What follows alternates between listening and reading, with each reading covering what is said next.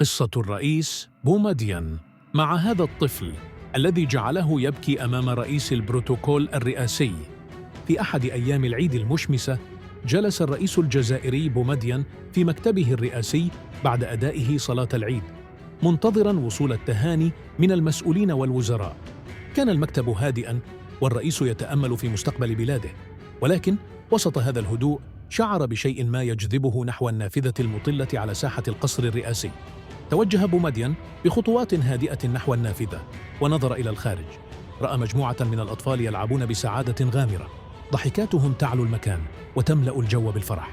كان كل طفل منهم يرافقه أحد الوالدين أو المرافقين، ما عدا طفلاً واحداً كان يقف على جانب الساحة يشاهد الأطفال الآخرين وهم يلعبون، وحيداً دون مرافق. كانت نظرات الطفل حزينة وعيناه تائهتان تبحثان عن شيء مفقود.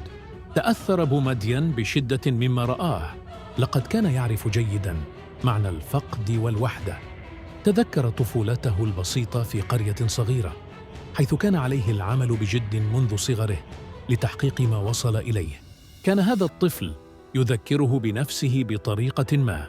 بينما كان الرئيس يتأمل في مشهد الطفل، دخل رئيس البروتوكول الرئاسي عبد المجيد علاهم إلى المكتب لتقديم التهنئة بالعيد. لكن ما رآه أصابه بالدهشة، حيث وجد الرئيس بومدين يبكي.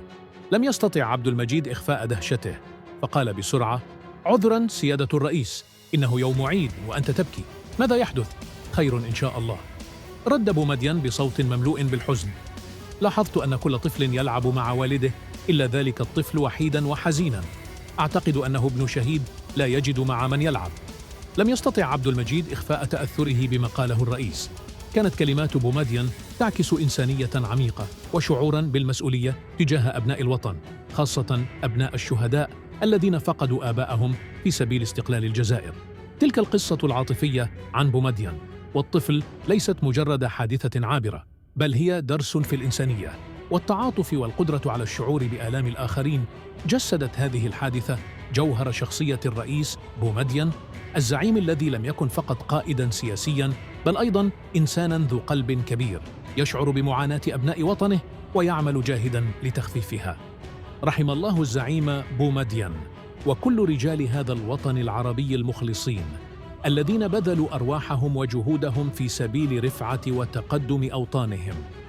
لقد ترك بومدين إرثاً لا ينسى من الحب والإنسانية، وسيظل دائماً مثالاً يحتذى به في القيادة والرحمة.